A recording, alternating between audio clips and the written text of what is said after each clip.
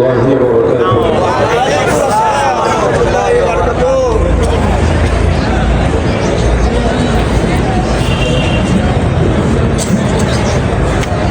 إن الحمد لله علي الذات عظيم الصفات السمات كبير الشان جليل القدر رفيع الذكر مطاع الأمر جلي البرهان ونشهد أن لا إله إلا الله وحده لا شريك له ونشهد أن سيدنا وسندنا وحبيب ربنا وطبيبنا وطبيب قلوبنا ومولانا محمد صلى الله عليه وعلى آله وأصحابه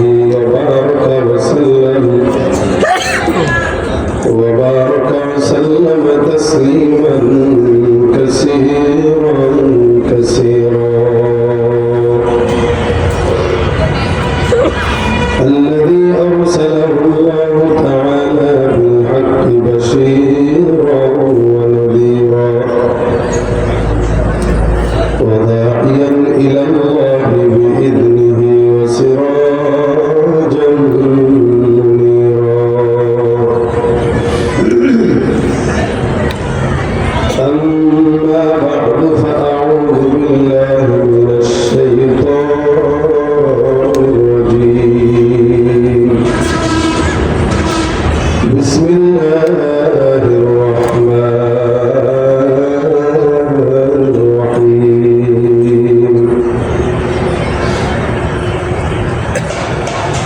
ولنبلونكم بشيء من الخوف والجوع ونقص من الأموال والأنفس والثمرات وبشر الصابرين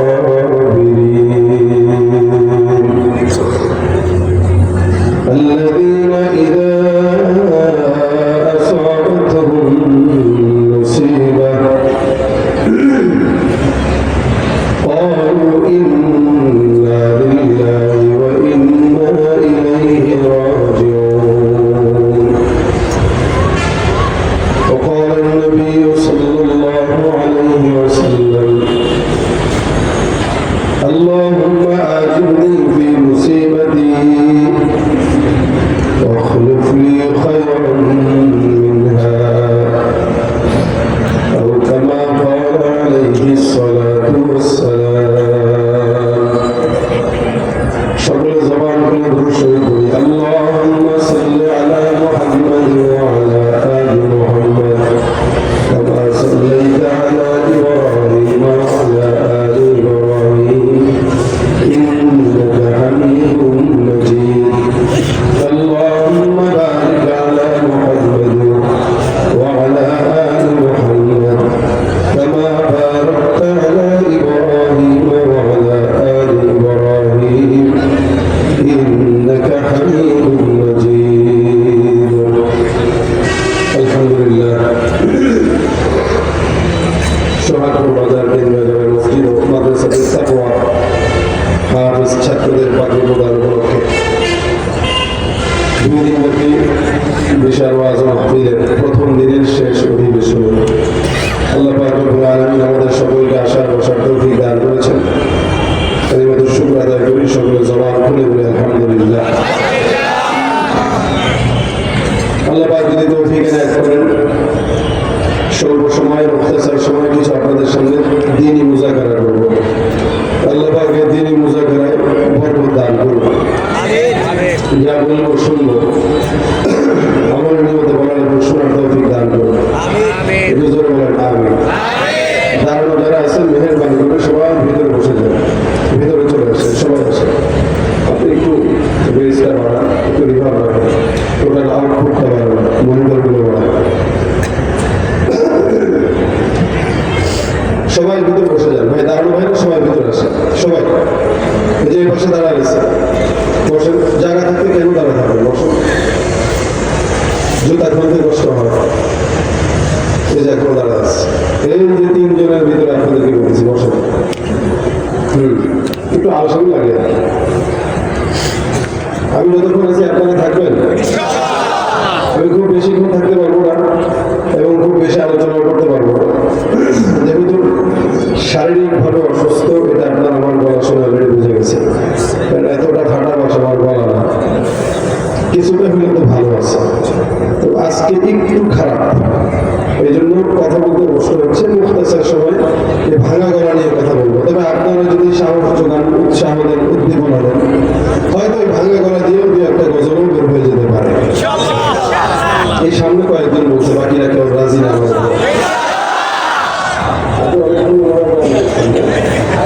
আড়াই ঘন্টা বয়ান করে আপনাদেরকে এখন ইনশাল্লাহ বলাইতে পারতেছে না। তা আমি আমার এই ভাঙা গলা একে আপনি বললাম না, আওয়াজ কি দিবেন আপনারা? সামনে বলার তো বলে, পিছনে বলা বলতেছে না, জন্য বলেন। একদম ভাব তিনটা, পাশে একটা, পাশে একটা, পাশে একটা, তিনও ভাই মিলে বলেন। সামনে পিছনে ডানে বামে সবাই যারা আছেন সবাই মিলে থাকবেন, আওয়াজ দিবেন। আপনাদের স্বতঃস্ফূর্ত আওয়াজ থাকলে এর চাইতেও 3 গুণ আওয়াজ বেশি হওয়া সম্ভব, কিন্তু আপনারা দিচ্ছেন না। জোরে সোরে লিল্লাহি তাকবীর। আপনাদের আজকের প্রোগ্রাম আগামীকাল হবে ইনশাআল্লাহ। আবার আগামীকাল আমাদের শ্রদ্ধা বাহাদুর মুফতি হেদায়েতুল আজমী সাহেব আসবেন। আজকে আপনারা প্রস্তুতি নেন যেন আগামীকাল আপনাদের অসুবিধা না হয়। আলোচকের সাথে কথা বললে আলোচকের আলোচনায় তৃপ্তি হয়, আলোচনা করেও শান্তি পায়।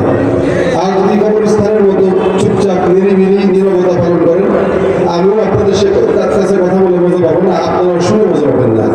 যেহেতু আমরা গান বাজনা করে বিনোদন নেই না, আমাদের বিনোদনের জায়গা আমাদের ইসলামী সংস্কৃতি। আমরা এই কথা বলি না যে ধর্ম যার যার উৎসব সবার, এটা আমরা বলি না। আমরা বলি ধর্ম যার উৎসব তার। কথা বলে না, আমরা বলি কি ধর্ম যার, মাহফিল আমার ধর্মের একটা অংশ, এই উৎসবটাও আমার। কথা ঠিক কিনা? মসজিদ মাদ্রাসা আমার ধর্মের একটা অংশ, এই উৎসবটা আমার। লাইলাতুল ইসলাম, শাবান, শবে কদর, এগুলো আমার ধর্মের অংশ, উৎসব আমার। ঈদুল আজহা, ঈদুল ফিতর, উৎসব আমার, ধর্ম পূজা উৎসব আমার না, ধর্ম আমার না। সুতরাং আমার ধর্ম, উৎসব আমার, এটাই আমাদের কথা।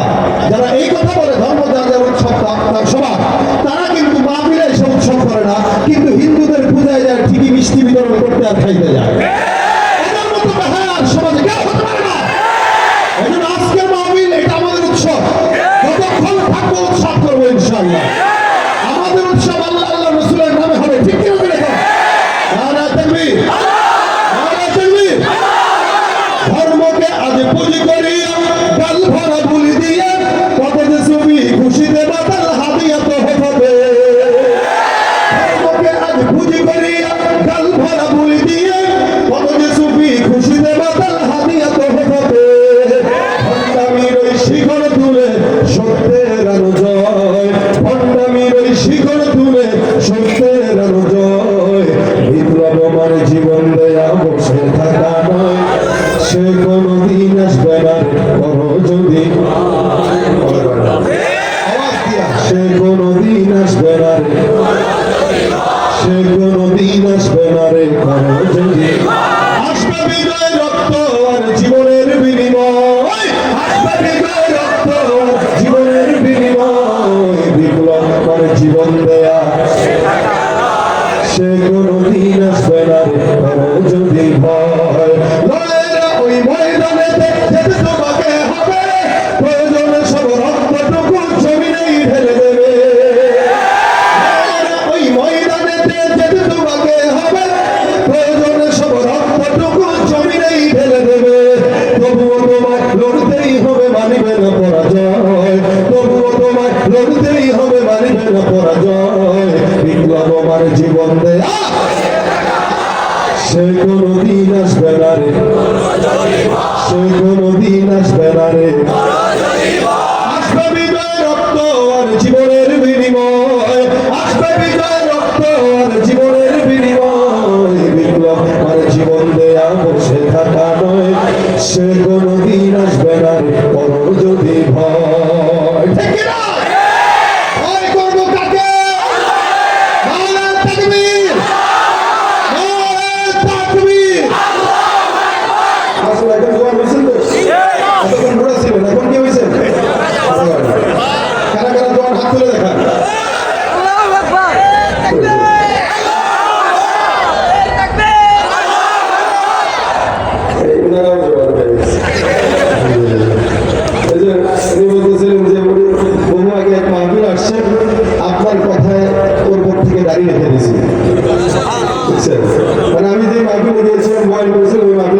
দাঁড়িয়ে ছিল না, আমি অনুরোধ করছিলাম সরাসরি আপনারা যাবেন।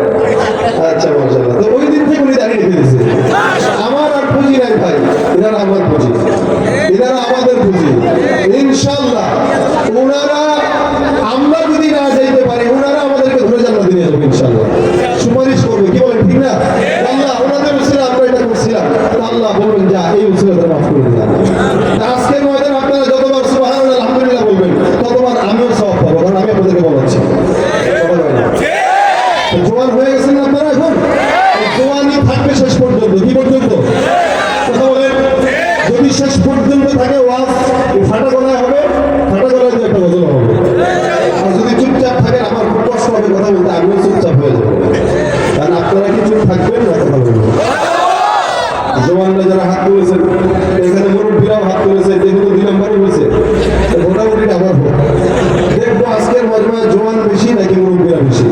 ঠিক আছে, আমি প্রথমে জওয়ান আর মুরব্বী কারা কারা একটু ভাগ করে দিই। আজকের প্রোগ্রামে যারা বিবাহ করেছেন এরা সব বুড়া, যারা করে নাই এরা সব জওয়ান। ঠিক আছে, কারা কারা বিয়ে করেছেন আমার মতো হাতটা তুলে দেখায় না। আমার গ্রুপে অনেক লোক বেশি, আলহামদুলিল্লাহ। শুধু মুরব্বীরা, বিবাহিতরা নারায়ে তাকবীর, বলবেন না, কোনো বলবেন না, নারায়ে তাকবীর। এবার অবিবাহিতরা হাত তুলো, আজকে তারা শেষ।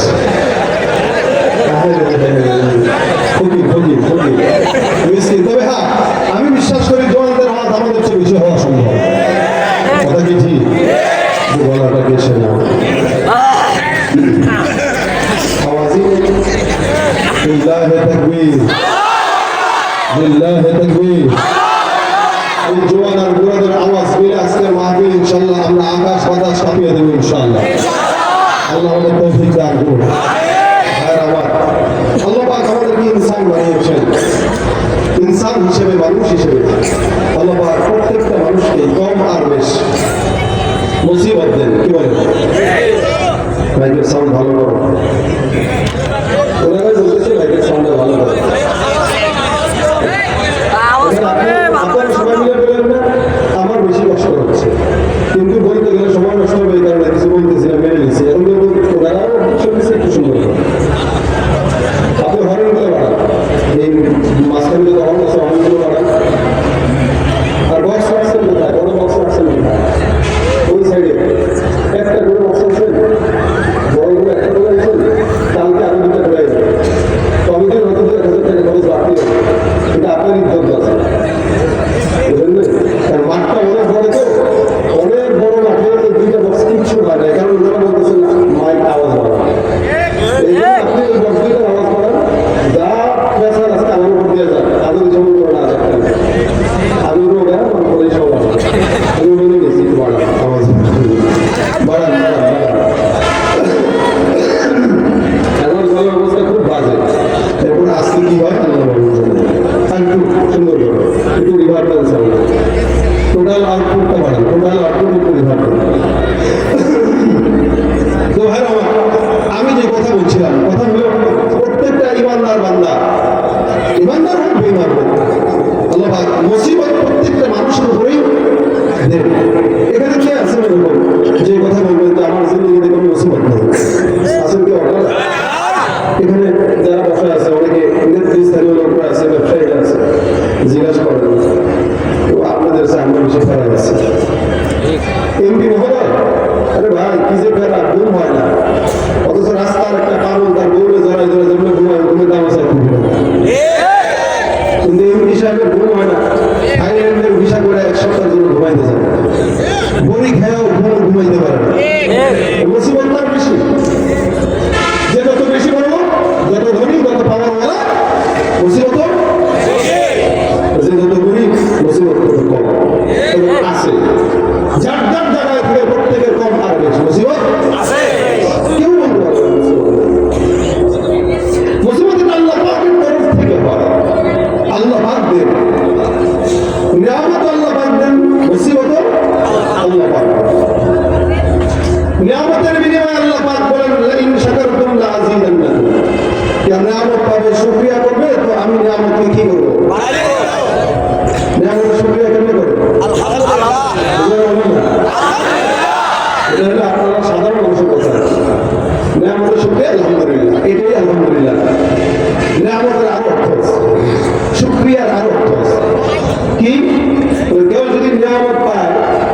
শুকরিয়া কিভাবে হবে?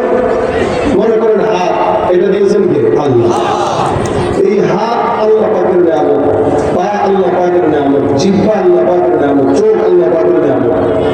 নিয়ামতের আসল শুকরিয়া হলো আল্লাহ পাক হাতটা কেন দিয়েছেন? বলে কোরআন ধরার জন্য দিয়েছেন, ভালো কাজ করার জন্য দিয়েছেন। তাহলে এই হাত দিয়া ভালো কাজ করাটাই হলো আল্লাহর শুকরিয়া। পা কেন দিয়েছেন? বলে পা দিয়া হেঁটে মসজিদে যাবে, তার মানে এই পা দিয়া হেঁটে মসজিদে যাওয়াটার নামই হলো আল্লাহর শুকরিয়া। চোখ কেন দিয়েছেন? বেগানা নারী দেখার জন্য, কোরআন দেখার জন্য। এই চক্ষু দিয়ে আল্লাহর কোরআন দেখাটার নামই হচ্ছে চোখের শুকরিয়া। জবান কেন দিয়েছেন? বলে আল্লাহর জিকিরের জন্য। জবান দিয়ে আল্লাহর জিকির করাটাই হলো জবানের, অর্থাৎ আল্লাহ পাকের প্রত্যেকটা নিয়ামতকে আল্লাহর রেজামন্দি মোতাবেক পরিচালিত করার নাম হলো আসল শুকরিয়া। এটা আলহামদুলিল্লাহ আল্লাহ যা দিচ্ছেন এগুলা পুঙ্খানুপুঙ্খানু ব্যবহার করা, এটা শুকরিয়া। আল্লাহ বলেন নিয়ামতের শুকরিয়া করবো তো বাড়াই দেবো। এখন যদি নিয়ামত না দেয়, কি দেয়? মুসিবত দেয়। আল্লাহ বলেন মুসিবত যদি কারোর উপরে আসে ও যেন সবর করে। তাহলে সবর করে লাগবে, সবর যদি করে তাহলে জান্নাত দিয়ে দেবো।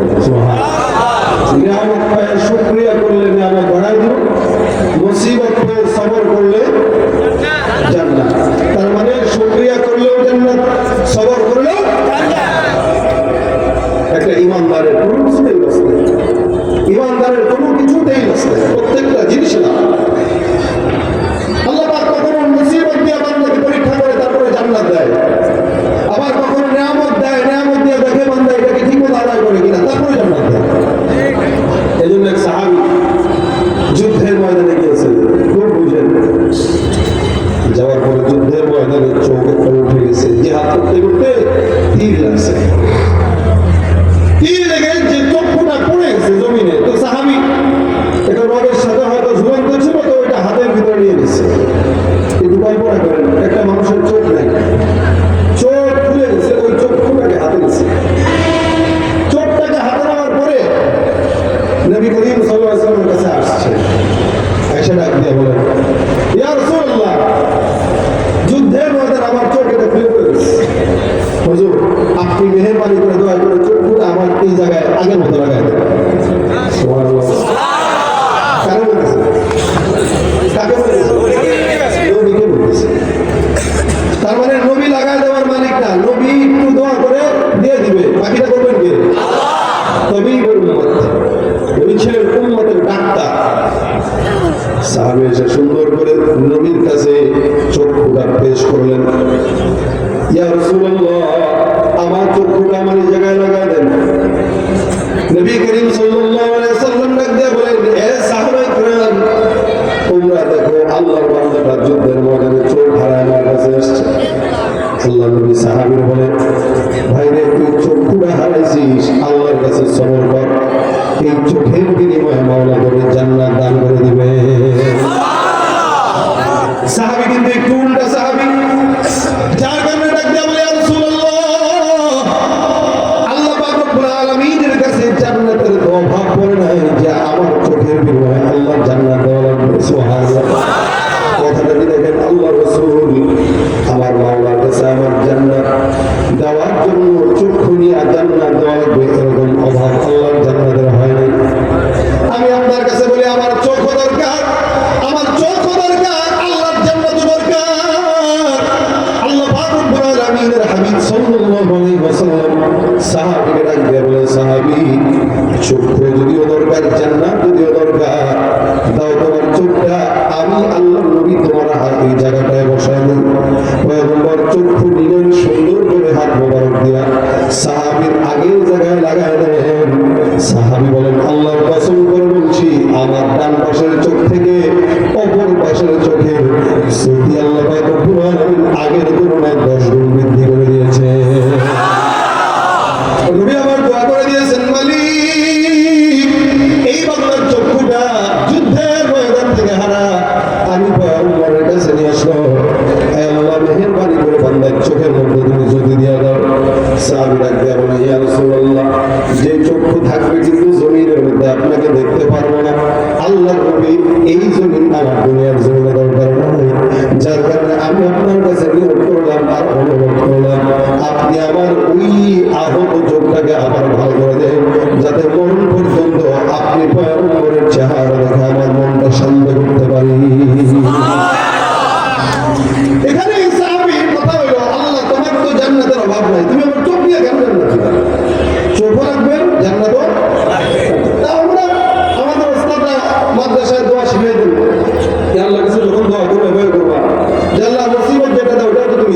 এই যে আমার গলা ভাঙছে অসুস্থ ঠান্ডা ভিতরে যাও দিছে না। দরিদ্রতাও আল্লাহর থেকে, ধনাঢ্যতাও আল্লাহর থেকে, সুস্থতাও আল্লাহর থেকে, অসুস্থতাও আল্লাহর থেকে। তা আপনার মন কথা উচিত এভাবে যে আল্লাহ দারিদ্রতার নিয়ামতের বিনিময়ে ধনাঢ্যতার নিয়ামত আমাদেরকে দান করবে, অসুস্থতার নিয়ামতের বিনিময়ে সুস্থতার নিয়ামত দান করবে। কি বলেন? আমি দুর্বল, আমি অসুস্থতা নিতে পারি। আমি আসার সময় গাড়িতে গলার ব্যথায় আল্লাহরে আমি বলতেছিলাম, আল্লাহ গো আমার গলা খারাপ হইলে তোমার কি আর ভালো লাগে? তোমার ভালো লাগলে তার আমার কিছু করার নেই, তবে আমার তো কষ্ট লাগতেছে, তোমার ভয় লাগে একটু গলাটা ভালো করে দাও। মন থেকে আমি বলতেছিলাম যে আল্লাহ আমার যে গলাটার অবস্থা, এখানে মানুষরা হাজার হাজার মানুষ মাহফিলে দাওয়াত দিয়ে রাখে, তারা একটু চায় ভালো করে আলোচনা শোনাই, ওই গলাটা তো তুমি খারাপ করছো, এই জনগণের জন্য হইলেও গলাটা একটু ভালো করে দেন। আল্লাহর কাছে এই চাওয়াটা কি আমার দোষ? আল্লাহর মন চাইছে গলা খারাপ করে দিচ্ছে, কিন্তু আমার তো আল্লাহর কাছে কিছু আশা আছে। আল্লাহর যেমন আমাদের কাছে ইচ্ছা হয় এ একটু অসুস্থ বানায় দেয়, তা আমাদেরও আল্লাহর কাছে ইচ্ছা হয় যে আল্লাহ আসলে আমাদেরকে এটা দাও এটা দাও। চাই কোনো চাওয়াই আল্লাহ বিফল দেন না, প্রত্যেকটা চাওয়া ঝুলন্ত থাকে, কিছুটা জমিনে কবুল হয় আর কিছুটা আল্লাহ পাক আখিরাতে নিয়ামত বানিয়ে দেওয়ার জন্য রেখে দেয়। কোনোটাই বিফল যায় না। এই সাহাবী কয় জান্নাত পাওয়ার জন্য আমার চোখ হারানোর দরকার নেই, চোখও চাই, জান্নাতও চাই। যার কারণে আল্লাহ পাক রব্বুল আলামিন ঘোষণা করেন, রব্বানা আতিনা ফিদ দুনিয়া হাসানাতাও ওয়া ফিল আখিরাতি হাসানাতাও ওয়া কিনা আযাবান নার। হে আল্লাহর কাছে চাও এভাবে আল্লাহ দুনিয়ার কল্যাণ দাও, আখিরাতের কল্যাণ দাও, আর উভয় জাহানের কল্যাণ দাও। তুমি চিরস্থায়ী জান্নাতের ফয়সালা করো, একদম মরার সাথে সাথে জান্নাতের ব্যবস্থা করে দাও। জাহান্নামের আগুনে যেন পুড়তে না হয়, এভাবে দোয়া করে আল্লাহ শিখাই দিয়েছে। আরেক সাহাবী পয়গম্বর যখন উহুদের যুদ্ধে গেলেন, আমার পয়গম্বরের মাথার ভিতরে লোহার টুকরা ঢুকলো, আল্লাহ নবী সাল্লাল্লাহু আলাইহি ওয়াসাল্লামের মাথা রক্তাক্ত হয়ে গেলেন।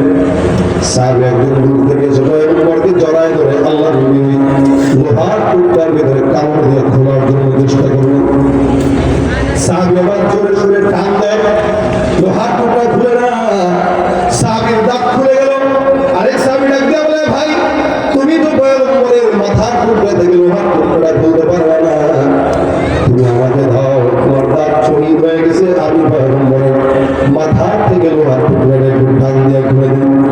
সাহাবী ডাক দিয়ে বলে, এ আমার সাহাবাই ভাই, আমি আল্লাহ নবীর মাথা থেকে লোহার টুকরা খোলার জন্য একটা দাঁত কেন, আমার সবগুলো দাঁত যদি ফেলা দেওয়ার আগে আমি আমার পয়গম্বরের এই খেদমতটা করার জন্য আমি একাই 100 এক একটা দাঁত দেখায় আল্লাহর দরবারে আমি জান্নাত নিয়ে নিব। একজন বলে আমার চোখ লাগবে, জান্নাত লাগবে, আরেকজন বলে আমি দাঁতের বিনিময়ে জান্নাত চাই। মানে এক একজনের ইমান এক এক রকম, যার কারণে এক একজনের কথা এক এক রকম। দেখেন রাসূলের মহব্বত কি, যার কারণে নবীর মহব্বতে দাঁত পর্যন্ত ফেলে দিচ্ছে। হুঁশ নাই, কিসের দাঁত? সাহাবা একরাম তো কলিজা পর্যন্ত কেটে নবীকে খাওয়ানোর জন্য তৈয়ার ছিলেন, কলিজা কেটে খাওয়ানোর জন্য তৈয়ার ছিলেন। আজকে সেই নবীর পাগল আমরা দাবি করি, কিন্তু নবীর পক্ষে আমরা স্লোগান দিতে রাজি না, নেতার পক্ষে স্লোগান দিতে ভুল করি।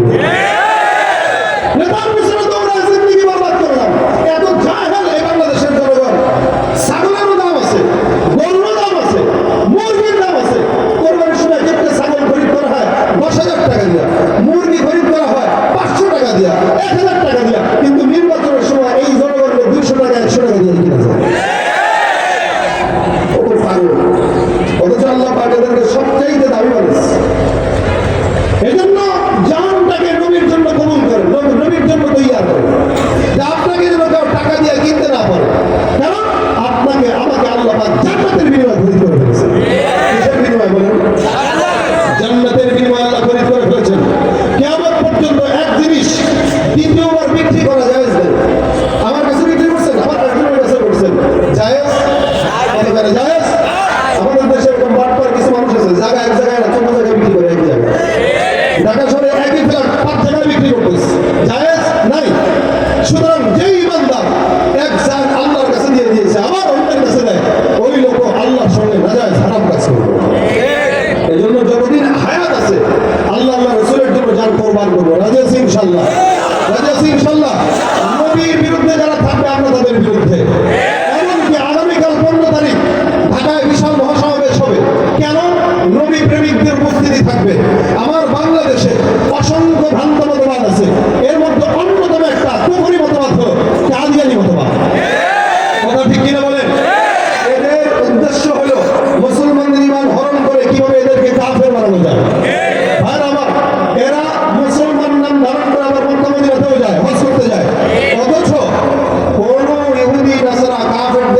আল্লাহর জমিনে ঢোকা নিষেধ, হারাম।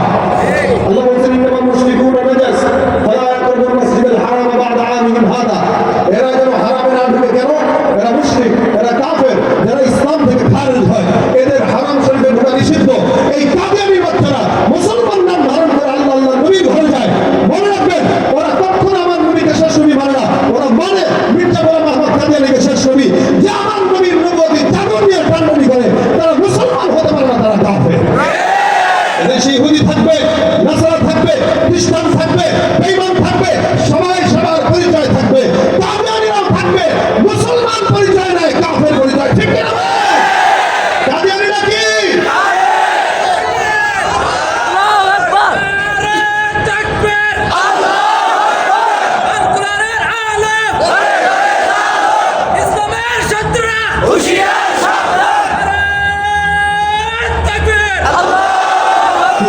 শেষ নবীজির উম্মত বলে দাবি করে যদি ওই নবীর চেয়ার কাদিয়ানিরা দখল করে। শেষ নবীজির উম্মত বলে দাবি করে যদি ওই নবীর চেয়ার কাদিয়ানিরা দখল করে।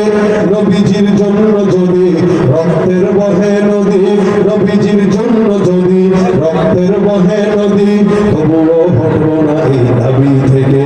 কি হবে বেঁচে থেকে অযথা বিদ্যা শিখে যদি না করতে পারি শোষণবিহীন সমাজটাকে? হবে কিতাবাদির তালিম দিয়ে মাদ্রাসাতে যদি ওই খোদার কোরআন নিষিদ্ধ হয় আদালতে? হবে কিতাবাদির তালিম দিয়ে মাদ্রাসাতে যদি ওই খোদার কোরআন নিষিদ্ধ হয় আদালতে?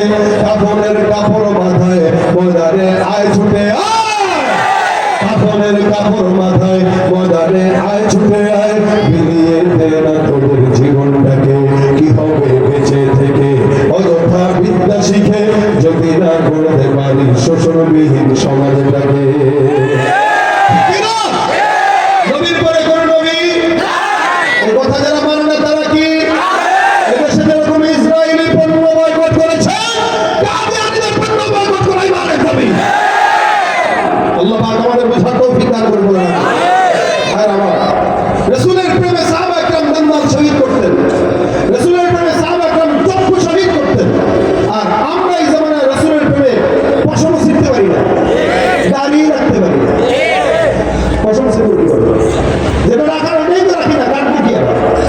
এই জন্য আল্লাহ খালি মুখে মুখে না, অন্তরে নবীর প্রেম ঢুকায় দেয়, একদম কলিজার ভিতরে রাসূলের প্রেম ঢুকায় দেয়। আমিন কয়রান। আল্লাহ আমাদের কলবে নবীর প্রেম ঢুকায় দেয়। আমার কথা ওইটা, দুইজন সাহাবীর কথা বললাম। একজন তার দাঁত খুলে জান্নাত পাওয়ার আশায়, আরেকজন চোখ হারায় চোখ খুঁজে পায় জান্নাত পাওয়ার জন্য। কেন? আল্লাহর কি জান্নাত থেকে পড়ছে, আমার চোখ দিয়ে জান্নাত দেওয়া লাগবে। আল্লাহ পাক মুসিবত দেয়, সবাই নিতে পারবে না। এই জন্য আল্লাহর কাছে দোয়া করা কি? আল্লাহ বলেছেন আল্লাযীনা ইযা আসাবাতহুম মুসিবা ক্বালু ইন্না লিল্লাহি ওয়া ইন্না ইলাইহি রাজিউন। আমরা মনে করি এই দোয়াটা খালি মৃত্যুর সময় মানুষ করে, কিন্তু এটা মুহূর্তের দোয়া। কারো যদি জুতার ফিতাও ছিঁড়ে যায়, সে করবে কি? ইন্না লিল্লাহি ইন্না ইলাইহি। সেটা কেউ উষ্টা খায়, সে করবে কি? আরে ভাই, একটা ছোট্ট থেকে ছোট্ট মুসিবত পর্যন্ত বান্দার গুনাহ মাফ করা যায়। যদি বলেন কেউ রাস্তার ভিতরে হাঁটতেছে, একটা সাধারণ কাটা খেজুর গাছের, এই খেজুর গাছের কাটা যদি কোনো ইমানদারের পায়ের ভিতরে ঢুকে, আল্লাহ নবী সাল্লাল্লাহু আলাইহি ওয়াসাল্লাম বলেন খেজুর গাছের কাটাটাও পর্যন্ত বিধার মাধ্যমে আল্লাহ পাক ওই বান্দার ছোট ছোট সগীরা গুনাহগুলোর সাথে সাথে মাফ করে দেয়। তার মানে একটা মুমিনের যেটাই হবে এটা আল্লাহ পাক রব্বুল আলামিন বান্দার জন্য নিয়ামত রেখে দিয়েছেন। মুসিবত হইলেও মুসিবত, নিয়ামত হইলেও নিয়ামত। মুসিবত হইলে আল্লাহ পাক রব্বুল আলামিন বাশশিরিস সাবিরিন, এই সকল মুসিবত ওয়ালা বান্দাদেরকে জান্নাতের সুসংবাদ দান করে দেন। সুবহানাল্লাহ। আমার আল্লাহ পাক রাব্বুল আল্লাযী খালাকাল মাউতা ওয়াল হায়াতা লিয়াবলুয়াকুম আইয়ুকুম আহসানু আমালা। হে বান্দা, জমিন থেকে আল্লাহ পাক রব্বুল আলামিন বান্দাকে জান্নাত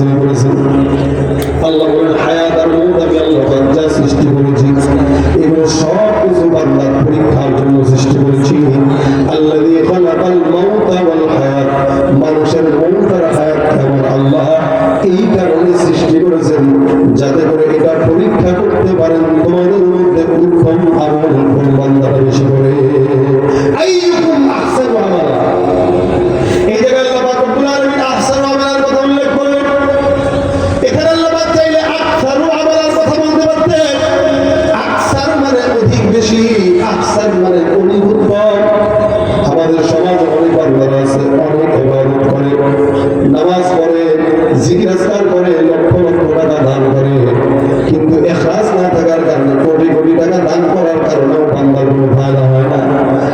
এই মুসলমান নামাজ পড়ে সারা রাত। আমরা আগে শুনতাম 80 রাকাত তাহাজ্জুদের কথা, পড়তো 80 রাকাত, কিন্তু আসলে কি আল্লাহ পাক কবুল করছে? এটা আল্লাহ। এই জন্য 80 রাকাত, 180 রাকাত, 1 কোটি টাকা, 10 কোটি টাকা দান করার মধ্যে আল্লাহ পাক রব্বুল আলামিনের মহব্বত। এই মুসলমান এখানে আল্লাহ বলেন, বান্দা কোন বান্দা কত উত্তম, কত উত্তম আমল করবে, আমি আল্লাহর কাছে উত্তম আমল করব। আল্লাহ পাক রব্বুল আলামিনের কোন ইমানদার বান্দা যদি 1 টাকা দান করে, আর পাশে আরেক বান্দা 1 কোটি টাকা দান করলো, 1 কোটি টাকার চাইতে 1 টাকার সম্মান আল্লাহর দরবারে বেশি হয়। কেন? বলে শুধুমাত্র উত্তম আমল আর নেক আমলের কারণে, নেক নিয়তের কারণে। রাসূল বলেন এই কারণে তুমি তোমার ঈমানকে, ইখলাসকে সহি করে দাও। আখলিস দীনাক তাকফিকাল আমল কলিল। খালি এটা যদি সহি থাকে, আমল অল্প নাজাতের জন্য কি টাকা, কোটি টাকা দরকার না। এখানে আজকে অনেকে 5,000 দিয়েছেন, 10,000 দিয়েছেন, কিন্তু একটা বান্দা যে রিক্সা চালায় বিদ্যুৎ, তার মনে ছিল বেশি দাম, কিন্তু পকেটে আছে 50 টাকা, সে এইটাকেই দিয়ে দিচ্ছে। আল্লাহর কাছে এই 50-এর দাম 5,000-এর চেয়ে বেশি। কি বলে?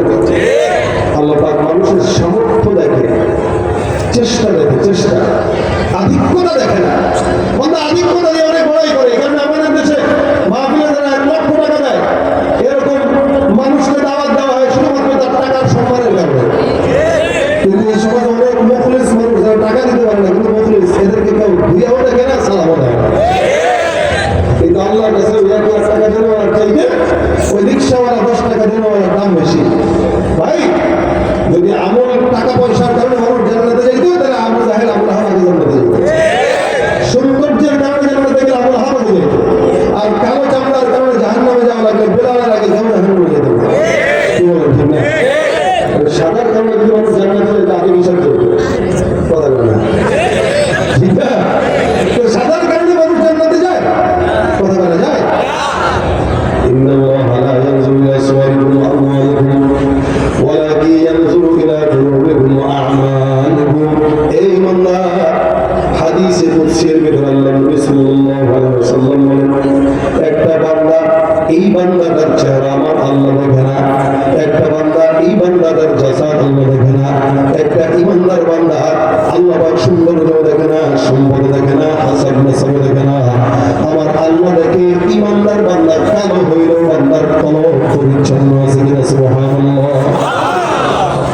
এই মুসলমান, এইখানে আল্লাহ বলেন, হায়াতের মধ্যে আমি আল্লাহ সুন্দর করে পরীক্ষা করেছি বান্দাকে পরীক্ষা করার জন্য। যে বান্দা যত সবর করবে, ওই বান্দাকে আমি আল্লাহ তত জান্নাত বান্দার জন্য বরাদ্দ করে দিব। হযরত তালহা রাদিয়াল্লাহু তাআলা একজন সাহাবী। এই সাহাবীটা পয়গম্বরের সুন্দর করে একটা মজলিসের ভিতরে বসা, ওনার একজন সন্তান ছিল। আল্লাহ নবী সাল্লাল্লাহু আলাইহি ওয়াসাল্লাম ওনার সন্তানকে অনেক মহব্বত করতেন। নাম ছিল উমাইর। নবী করিম সাল্লাল্লাহু আলাইহি ওয়াসাল্লাম বলতেন, আল্লাহ রাসূল সাল্লাল্লাহু আলাইহি ওয়াসাল্লাম তার সঙ্গে খেলাধুলা করতেন, তার সঙ্গে গল্প করতেন। উমাইর ছোট্ট বাচ্চা, ছোট্ট একটা পাখি নিয়ে খেলা করত। হঠাৎ করে একদিন ছোট্ট বাচ্চাটা অসুস্থ হয়ে বিছানার মধ্যে পড়ে গেল। তালহা রাদিয়াল্লাহু তাআলা নবীজির রওজায়, নবীজির মসজিদে নববীর মেম্বারে আমার নবী বয়ান করেন, তালহা শুনে, ওদিক দিয়া বাচ্চাটা অসুস্থ। আল্লাহ পাক রব্বুল আলামিনের ইচ্ছা হইল, তালহা রাদিয়াল্লাহু তাআলা ছোট্ট বাচ্চাটা হায়াত শেষ, জমিন থেকে বিদায় হয়ে গেল, মওত হয়ে গেল। তালহা রাদিয়াল্লাহু তাআলা জানে না, ওই আল্লাহ নবীর রওজায়, আল্লাহ নবীর কাছে, নবীর মেম্বারে, নবীর কাছে বয়ান শুনেন, নবীর থেকে এলেন শিখে। বাচ্চাটা মারা গেল, ঘরের বিবি পর্যন্ত স্বামীর খবর দেয় নাই। রাত্রিবেলা আল্লাহ রাসূলের ওই মজমা থেকে বাসায় যখন ফিরলেন, খুব বুঝলেন, বাসায় ফিরলেন, আমরা যদি হইতাম, আমরা এই কথা বলতাম, মাওলা আমার এই ছোট্ট বাচ্চাটারে এই অকাল সময় নিয়ে গেল, তুমি খালি আমারই দেখছো। আমাদের দেশের মহিলারা দেখবেন কানবে আর বলবে, আল্লাহ খালি আমারই দেখছো। অথচ আল্লাহ পাক রব্বুল আলামিনের হাবিব বলেন, কোন বান্দার সন্তান যদি ছোট অবস্থায় মারা যায়, ওই বান্দাটা তার মা বাবাকে জান্নাতে না নিয়ে কোনদিন ঢুকবে না।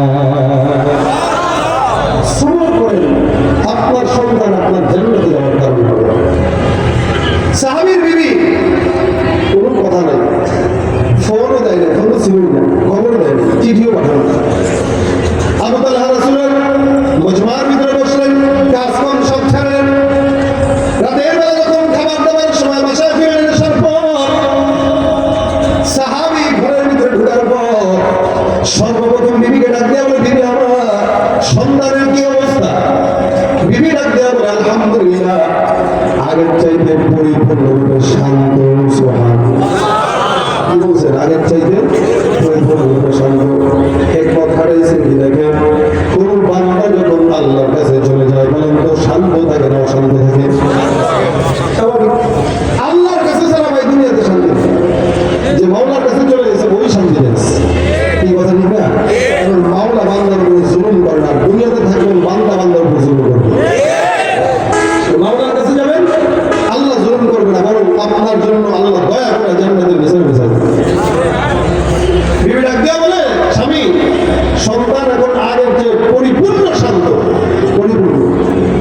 আচ্ছা বলেন তো বিবি যে কাজটা করলো সবরের পরিচয় দিল কিনা? হ্যাঁ, মৃত সন্তানকে ঢেকে ঢেকে সুন্দর করে শোয়ায় রাখছে।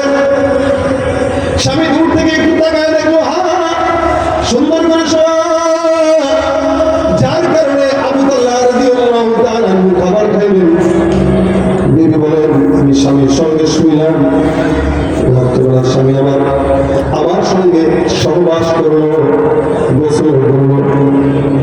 এমন সময় মসজিদে যাওয়ার আগে আমি আমার স্বামীকে বললাম, স্বামী আমার, এই যে আমার ঘরের ভিতরে একটা সন্তান আছে, আল্লাহ পাক রব্বুল আলামিন নিয়ামত দিয়েছেন, আপনার কাছে আমি একটা প্রশ্ন করবো, আপনি কি বলেন? সুন্দর করে আমার কাছে আপনি প্রশ্নের জবাব দিবেন। স্বামী বলতেছে, বলো কি প্রশ্ন করবা? বলে, কোনো বান্দা যদি কোনো বান্দার কাছে কোনো আমানত রাখে আর যদি চায়, ওই বান্দার জন্য জরুরি কি আমানত নিজের কাছে রাখা নাকি ফেরত দেওয়া? বলে, অবশ্যই ফেরত দেওয়া। কারণ নবী করিম সাল্লাল্লাহু আলাইহি ওয়াসাল্লাম বলেন, যে বান্দা আমানতের খেয়ানত করে ওই বান্দা মুসলমান নয়, ওটা মুনাফিক। আমানত আল্লাহর না, কোন বান্দার কাছে রাখতে দিলে বান্দা ফেরত দিয়ে দিবে, বাস। কথা হলো আল্লাহ পাকের আমানত আল্লাহ পাক আমাদেরকে দিয়েছেন, এই আমানত আল্লাহ পাক রব্বুল আলামিন আবার নিয়ে গেছেন। আপনি স্বাচ্ছন্দ্য দিলে আল্লাহর আমানতকে আল্লাহর কাছে ফেরায় দেওয়ার সবর অর্জন করেন। সুবহানাল্লাহ। একটা বিবি কত নেককার হওয়ার পর স্বামীকে সবর দেন। আবু তালহা রাদিয়াল্লাহু তাআলা হুট করে শুনে মেজাজ ঠিক থাকতে পারে, আর কয় কি বলছো তুমি? আমাদের যে সন্তান উমায়ের, ও আল্লাহর দয়ায় আল্লাহর কাছে চলে গেছে। বলে, কখন? কত রাতে? তুমি আমার কখন বলো নাই কেন? আমি আপনাকে বলি নাই আপনি সারাদিন কার্যক্রম শেষ করে আসছেন, মাথায় রাগ থাকতে পারে, নানা প্রেশারি থাকতে পারে, চিন্তা থাকতে পারে। আমি আপনাকে তখন বলতাম এত রাতে পেরেশান হয়ে যেতেন, খাবার দাবার বাদ দিয়ে দিতেন, টেনশন করতেন। আমি চাই না একটু টেনশন করতেন। আমি আপনাকে খাবার দিলাম, আমি আপনাকে সহবাসের জন্য সুযোগ করে দিলাম, মনোরঞ্জনের সুযোগ করে দিলাম। একটা স্বামী আর একটা বিবি একদিক দিয়ে ঘরের ভিতরে মনোরঞ্জন করে, আরেক দিক দিয়ে কোলের সন্তান মৃত অবস্থায় শোয়া। একটা মা বাবা জানে কোলের সন্তানের মৌত হওয়ার পর এই বাচ্চার দিল হাল কেমন হয়। আবু তালহার স্ত্রী ডাকতে হলো, স্বামী আমার মাফ করবেন, আল্লাহর রাস্তায় আপনি আমার মাফ করে দেন, কারণ আমি আপনার টেনশন দিতে চাই না। সন্তান রাত্রিবেলা আমার মাওলার দরবারে চলে গেছে, আপনি আল্লাহ নবীর কাছে যা বলেন, আল্লাহ নবী যেন আপনি সহ সুন্দর করে বাচ্চাটাকে জানাজা দিয়ে দাফনের বন্দোবস্ত করে দেন। তালহা রাদিয়াল্লাহু তাআলা মেজাজ খারাপ করে রাসূলের দরবারে চলে যান। আমার পয়গম্বরের কাছে যায়, ডাকতে বলেন, ইয়া রাসূলুল্লাহ, গতকাল আমার সন্তানটা ইন্তেকাল করেছে, কিন্তু আমি ঘরে যাওয়ার পর আমার বিবি বলে নাই, সারা রাত আমার বিবি না বলে আমার খাবার দাবার দিয়েছে, এমনকি তার সঙ্গে আমার মেলামেশা করার সুযোগ করে দিয়েছে। সকালবেলা ওযু করবো, গোসল করবো, তখন আমার বিবি আমাকে বলতেছে, ইয়া রাসূলুল্লাহ, মেজাজ খারাপ হওয়ার কারণে আমি আমার বিবির সঙ্গে রাগারাগি করে আপনার কাছে নালিশ দেওয়ার জন্য চলে আসলাম। নবী আমার ডাক দিয়ে বলে, এ আবু তালহা, তোমার বিবি ওই কাজটাই করেছে, একটা নেককার বিবি যেই কাজটা করে। নবী সাক্ষী দিচ্ছেন যে তোমার বিবি নেককার, যার কারণে যা করেছে উত্তম করেছে, সবরের পরিচয় দিয়েছে। আল্লাহ রাসূল সাল্লাল্লাহু আলাইহি ওয়াসাল্লাম এই কারণে দোয়া শিখাই দিলেন, কোন ইমানদার বান্দা যদি বিপদের ভিতরে কিছু হারানোর পর আল্লাহর কাছে ডাক দেয়, বলে, আল্লাহুম্মা আজুরনি ফি মুসিবাতি ওয়াখলুফ লি খায়রান মিনহা। আল্লাহ, মুসিবত যেটা বললাম, মুসিবতের ভিতরে তুমি আমাকে উজরত দিও, নিয়ামত দিও। হে রব্বুল আলামিন, যে মুসিবত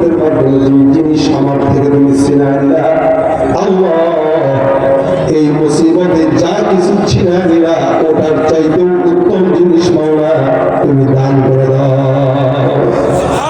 নবী বলেন কেউ যদি এভাবে আল্লাহর কাছে দোয়া করে, তার যদি ব্যবসা বাণিজ্য আগুন লেগে পুড়ে যায়, তো আল্লাহ যেটা পুড়ে দিবে ওটার চেয়ে উত্তমটা আল্লাহ তার জন্য রেখে দিবে। সন্তান যদি নিয়ে যায়, তার বিপরীতে যে সন্তান আসবে ওটার চাইতে উত্তম সন্তান আল্লাহ দান করবে। আল্লাহ রাসূল ডাকতে বলে, আমি পয়গম্বর বলতেছি, যে সন্তানটা গতকাল রাত্রে তোমার কোল থেকে খালি হয়ে গেছে, গতকাল রাত্রিবেলা যে মিলন করলো, দুইজন স্বামী স্ত্রী মিল করলা, এই মিলনের মাধ্যমে আমার আল্লাহ আগের সন্তানের চাইতে নেককার সন্তান তোমাদের কপাল রেখে দিয়েছে।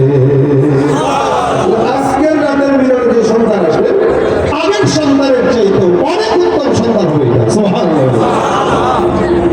তার মানে বিপদে সবর করলে আল্লাহ নিয়ামত বাড়ায় দেয়, নিয়ামতের শুকরিয়া করলে যেমন নিয়ামত বাড়ায় দেয়, মুসিবতে সবর করলেও আল্লাহ উত্তম নিয়ামত কি করেন, দান করেন। এই কারণে এখানে যারা আছেন অনেক সময় মুসিবতে পড়েন, রিক্সা চালান, অটো চালান, ভ্যান চালান, ব্যবসা করেন, বাণিজ্য করেন, যা কিছু করেন না কেন, প্রত্যেকটা মুসিবতে সবর করবো কার কাছে? আল্লাহ তুমি আমার ধৈর্য দাও। বর্তমান সময় ধৈর্যটা নাই বললেই চলে, কারোর কাছে ধৈর্য নাই। দেখেন না কি হয়েছে, একটু একটু ইস্যু দিয়া একজন একজনকে মেরে ফেলতেছে, ছোট্ট ছোট্ট ইস্যুতে একজন একজনকে হত্যা করে ফেলতেছে। কারোর কাছে ধৈর্য নাই, কারোর কাছে সবর নাই। এই জন্য সবর অনেক বড়, নবীদের গুণ, সবর নবীদের গুণ। আল্লাহ নবীদেরকে সবর দিতে যায় ছাগল চড়াইছে, ছাগল চড়া যা, ছাগল চড়ার মাধ্যমে ধৈর্য হয়। কারণ এই পাল এমন একটা পাল, শোনাবেন একদিকে যাবে আরেকদিকে, কান ধরে বলবেন একটা, ঝাড়ি দিয়ে ঘুমবো আমি বুঝিনি। এটা হলো ছাগলের কাজ। প্রত্যেকটা রাসূলকে আল্লাহ পাক ছাগল, গরু এগুলো চড়াইছেন শুধু তাদের ধৈর্যের কারণে, নয়তো উম্মতটা এই পর্যন্ত আল্লাহ আল্লাহর নাম নেওয়ার সুযোগ পেত না। শুধুমাত্র নবীর যদি ধৈর্য না থাকতো, তায়েফের ময়দানে সাহাবা ইকরাম রাসূল সাল্লাল্লাহু আলাইহি ওয়াসাল্লামকে যেই পরিমাণে কষ্ট দিয়েছে কাফের, আল্লাহ পাক জিবরীলকে পাঠিয়ে দিয়ে বলেছেন, যা আমার নবীকে বলো, একবার যদি নবী বলে এই তায়েফটাকে উল্টায় দেব। রাসূল সাল্লাল্লাহু আলাইহি ওয়াসাল্লাম কি বলেছেন? আল্লাহুম্মা হদি কওমি, আল্লাহ তুমি আমার এই কওমকে হেদায়েত দাও। জীবন হুজুর আপনারা আঘাত দিতেছে, মারতেছে, ব্যথা দিতেছে। রাসূল বলেন, আরে আমার তোরা না বুঝে নাই, যার কারণে বলতেছে, বুঝতে পারে না, বলতে পারে। আমি যদি আজকে তাদেরকে রাগ করে আল্লাহর গজব তাদের করে নিয়ে আসি, আগামীকাল আল্লাহ দুনিয়ায় থাকবে না। নবী ধৈর্য ধরেছেন, যার কারণে কিয়ামত পর্যন্ত এখন নবী উম্মতরা থাকবে। নবী ধৈর্য ধরেছেন, যার কারণে আজকে আমরা নবী উম্মত বলে নিজেদেরকে গর্ববোধ করি। নয়তো অন্যদের মতো মুখ খাওয়া লাগতো, মূর্তি পূজা করা লাগতো ভাই, যদি রাসূল সাল্লাল্লাহু আলাইহি ওয়াসাল্লাম ধৈর্য না ধরতেন। আল্লাহ শুকরিয়া, রাসূল সাল্লাল্লাহু আলাইহি ওয়াসাল্লাম ধৈর্য ধরেছেন, দোয়া করেছেন, আল্লাহ পাক আমাদেরকে হেদায়েতের নূর প্রদান করে দিয়েছেন। জন্য হার বিপদে সবর করবেন, মুসিবতে সবর করবেন। আপনার ব্যবসা আজকে হয়তো ঝামেলা থাকতে পারে, ইনশাআল্লাহ ধৈর্য ধরেন, আগামীকাল ব্যবসা এর চেয়ে উন্নত হতেও পারে। এই জন্য সবর এমন একটা জিনিস যেটা বান্দার সম্মান বাড়ায় দেয়, বান্দার হায়াতে বরকত দান করে দেয়। আর মুসিবত দূর করার জন্য নবী করিম সাল্লাল্লাহু আলাইহি ওয়াসাল্লাম একটা আমল শিখিয়ে দিয়েছেন। নবী বলেন, কেউ যদি সাদকা করে, সাদকা, আল্লাহ পাক সাদকার মাধ্যমে বান্দার মুসিবত দূর করে দেন। এটা আজকে যেমন অনেকেই সাদকা করেছেন, এই সাদকার মাধ্যমে দেখবেন আরো বিপদ যদি থাকতো আল্লাহ বিপদ দূর করে দিত। যারা দান করেছেন তো করেছেন, যারা করেন নাই সবসময় প্রত্যেক দিন চেষ্টা করবেন, ব্যবসা বাণিজ্য করেন, যা করেন কিছু একটা অঙ্ক সৎকার করেন। কেন? সৎকার মাধ্যমে মুসিবত বালা সব আল্লাহ দূর করে দেয়। এজন্য হার বিপদের ভিতরে সবর করবো, আর দোয়া করবো, ইন্না লিল্লাহি ওয়া ইন্না ইলাইহি রাজিউন। এই দোয়াটা খুবই বেশি জরুরি একটা দোয়া। যত বড় বিপদ আসুক এই দোয়া পড়বেন আর বলবেন, আল্লাহ এই মুসিবতে তুমি আমার থেকে যা ছিনিয়ে নিয়েছো এর চাইতে উত্তমটা তুমি আমাকে দান করে দাও। যদি ধৈর্য ধরতে পারেন, আল্লাহ বলেন অবশ্যই সাবির, জান্নাতি হওয়ার সুসংবাদ এই সব বান্দাদেরকে দিয়ে দাও। সুবহানাল্লাহ। পৃথিবী নয়তো সুখের খনি, জান্নাত পাওয়ার জান্নাত চির সুখেরই ঘর, জান্নাত চির সুখেরই ঘর। ওগো জানবে যদি তুমি মায়া ঘেরা রঙিন পৃথিবী নয়তো সুখের ঘড়ি। জান্নাত পাওয়ার সহজ পথে তো শহীদি মরণ, শহীদ হলে খোদার রাহে, শহীদ হলে খোদার রাহে, তবে জান্নাত পাবে তুমি মায়া ঘেরা রঙিন পৃথিবী নয়তো সুখের খনি। জান্নাত চাই তো ইনশাআল্লাহ, আল্লাহ দান করবেন। সবাই চাই কিন্তু জান্নাতের কাজ করি না। এই জন্য আমরা প্রত্যেক দিন মিনিমাম কিছু সদকা করবো। এটা বান্দার জান্নাতের রাস্তা সহজ করে দেয়। এক হাত দিবে আর এক হাত জানবে না, বান্দার মুসিবত দূর করে দেয়। আনাওয়ালা মুসিবত হয়তো আপনি রাস্তায় বেরিয়েছেন, হুন্ডা অ্যাক্সিডেন্ট হইতেও পারে সামনে, অন্য কোনো মুসিবত থাকতেও পারে সামনে। কেউ যদি এই মুসিবতের ভিতরেও সবর করে এবং বের হওয়ার আগে কিছু সদকা করে দেয়, তা আল্লাহ পাক রব্বুল আলামিন সদকার বিনিময়ে বান্দার সব মুসিবত দূর করে দিবেন এবং বান্দার জন্য আল্লাহ পাক যেই নিয়ামত নিয়েছেন তিনি ওই নিয়ামতের যে উত্তম নিয়ামত দান করে দিবেন। আমরা মুসিবতে কি করবো? ইন্না লিল্লাহি ওয়া ইন্না ইলাইহি রাজিউন। আর ধৈর্য ধরবো। এই সমাজে এখন রাজনৈতিক কোন্দল নিয়ে খুব মারামারি লাগতেছে। বর্তমান আপনাদের এই টাঙ্গাইলের মির্জাপুরের কি অবস্থা আমি জানি না, তবে গোটা বাংলাদেশের অবস্থা পর্যবেক্ষণ করে যা দেখছি, দলে দলে কোন্দল লাগতেছে শুধুমাত্র ক্ষমতাকে কেন্দ্র করে। অথচ মুসলমানে মারামারি লাগার কথা ছিল না। মুসলমান যখন মারামারি লেগে গেছে, তখন রয়ের এজেন্টরা, ইসকনের দালালেরা আমাদের দেশে আমার সরল করা নারীদেরকে ধর্ষণ করে তাদেরকে প্রেগনেন্ট করে ছেড়ে দিচ্ছে। আমরা চুপ, তখন তারা সব। আমরা আমাদের ভিতরে যুদ্ধে নিমজ্জিত আর তারা তাদের উদ্দেশ্য হাসিলের জন্য ব্যস্ত। এই কারণে ভাইরা আমার নিজেদের ভিতরে নিজেরা রাজনৈতিক কন্দল, মারামারি, হানাহানি টোটাল বন্ধ করে দেবো। যে না, আমরা এই এলাকায় সবাই মিলেমিশে থাকবো। রাজনৈতিক কন্দলে কেউ কাউকে আঘাত দিব না। রাজনৈতিক কন্দলের কারণে আমি আমার ভাইয়ের শত্রু হতে পারি না। শত্রু তো তখন হবো যখন আমার কোনো মুসলমান ভাইও ইসলাম আর রসুলের বিরোধিতা করবে। তার সঙ্গে তখন জিহাদ হবে যখন আল্লাহ রসুলের বিরুদ্ধাচারণ করবে। এর বাইরে অন্য কোনো সাক্ষ্য নিয়া, ক্ষমতার সাক্ষ্য নিয়া, জ্ঞানের সাক্ষ্য নিয়া মুসলমান মারামারি লাগতে পারে। আল্লাহ আমাদেরকে শুভ বুদ্ধি উদয় করেন, আমিন। যা বললাম আমল করার তৌফিক দান করেন, আমিন।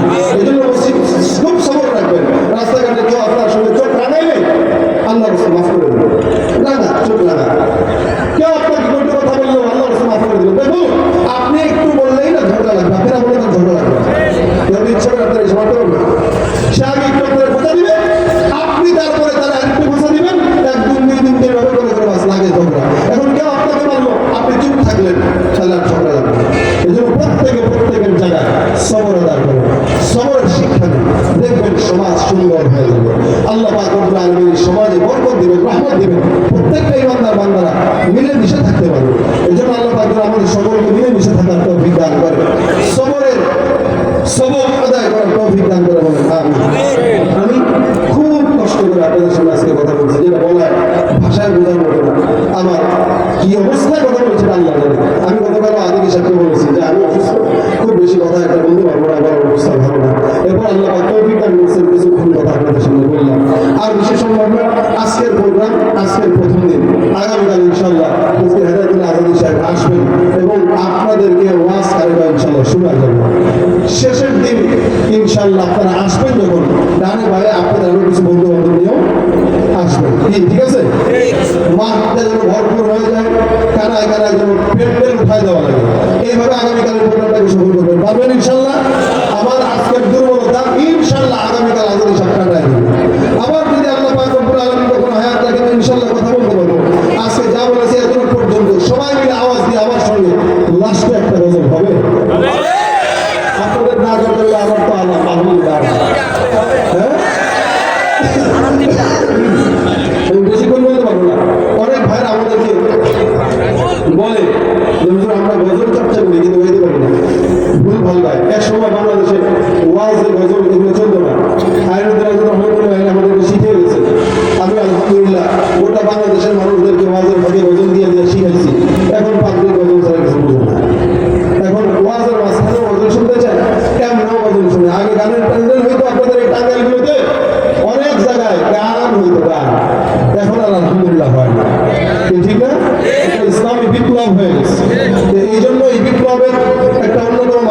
ইসলামী সংস্কৃতি, ইসলামী সঙ্গীত। এই সঙ্গীতের মাধ্যমে বাতিলের হৃদয়ে কম্পন সৃষ্টি করা যায়, ঠিক না? ওই হাসান বিন সাবিত রাদিয়াল্লাহু তাআলা সঙ্গীত না কবিতার মাধ্যমে কাফেরদের হৃদয়ে কম্পন ধরায় দিতেন। আল্লাহ পাক রব্বুল আলামিন আমাদেরকে যারা বাংলাদেশে খেদমত করে যাচ্ছে, আল্লাহ পাক যেন আমাদেরকে তাদের উত্তরসূরি বানায়, জোরে বলেন আমিন। আওয়াজ দিয়ে আমার সঙ্গে, নাস্তিকতা নিপাজ্জাত দিন ইসলাম জিন্দাবাদ, নাস্তিকতা নিপাজ্জাত দিন ইসলাম জিন্দাবাদ, কোটি প্রাণে একই আওয়াজ, খোদার রহিম ছাড় পাবে না, এই বাংলা ঠাই হবে না, মুসলমানরা জেগেছে আওয়াজ দিয়ে জোরে বলেন ঠিক কিনা? জোর কদমে সামনে চলো, বজ্র কণ্ঠে আওয়াজ তুলো, সবাই মিলে একই তালে দাও না স্লোগান, নারায়ে তাকবীর, নারায়ে তাকবীর, দিন ইসলাম, দিন ইসলাম, জিন্দাবাদ, জিন্দাবাদ, ইসলামের জন্য দেশের হয়েছে জন্ম, ইসলামের বিরুদ্ধে গেলে দেশ হবে ভিন্ন, ইসলামের বিরুদ্ধে যারা নিয়েছ অবস্থান, এই বাংলাটাই হবে না যাও হিন্দুস্তান। জোর কদমে সামনে চলো, বজ্র কণ্ঠে আওয়াজ তুলো, সবাই মিলে একই তালে দাও না স্লোগান, নারায়ে তাকবীর, নারায়ে তাকবীর। মুসলমানের এই দেশেতে নাস্তিকদের ঠাঁই নাই, নাস্তিকদের পক্ষে যারা তাদের কোনো রক্ষা নাই। এই দেশেতে থাকতে হলে কোরআন মানতে হবে, কোরআন না মানলে তারা বিতাড়িত হবে। জোর কদমে সামনে চলো, বজ্র কণ্ঠে আওয়াজ তুলো, সবাই মিলে একই তালে দাও না স্লোগান, নারায়ে তাকবীর, নারায়ে তাকবীর। আল কোরআনের আলো, ইসলামের শত্রুরা নবীজির শত্রুরা, লিল্লাহে তাকবীর। আল্লাহ মজমাকে কবুল করুন, আমিন। যা বলেছে শুনছে সব কিছু কবুল করে বলেন আমিন। আগামীকালের মাহফিল সফল হওয়ার জন্য আসবেন তো ইনশাআল্লাহ। আজকের মজমায় যারা দান সদকা করেছে, আল্লাহ পাক সকলের দান সদকা যেন কবুল করে। পাশাপাশি যারা সঙ্গীত পছন্দ করেন তাদের জন্য সঙ্গীতের বইও আছে। আরেকটা বিষয়, রাসূল সাল্লাল্লাহু আলাইহি ওয়াসাল্লামের মহব্বত আপনাদেরকে বলেছি। এবার বই মেলাতে আমি নবীর মহব্বতের একটা বই লিখেছি, যেটাতে রাসূল সাল্লাল্লাহু আলাইহি ওয়াসাল্লামের রওজা জিয়ারতের বিশেষ একটা আমলের কথা উল্লেখ করে বইটা লেখা। আশা করা যায় যদি কেউ, আমরা তো এখন বই পড়ি না, রাত্রে সময় পেলে সারাদিন 24 ঘন্টা ফেসবুক, ইউটিউব, মোবাইল এগুলাই দেখি, কি বলেন ঠিক না? এক সময় মানুষ বই পড়তে সময় পেলে, ভাই উঠেন না, মনোজাত করে যান। এক সময় মানুষ বই পড়তো, এখন আর বই পড়ে না। এই জন্য বই পড়া বাড়িয়ে দেন, জ্ঞানকে প্রসারিত করেন। আল্লাহ পাক রব্বুল আলামিন আপনার জ্ঞানের কারণে আপনাকে সম্মানিত করবে ইনশাআল্লাহ।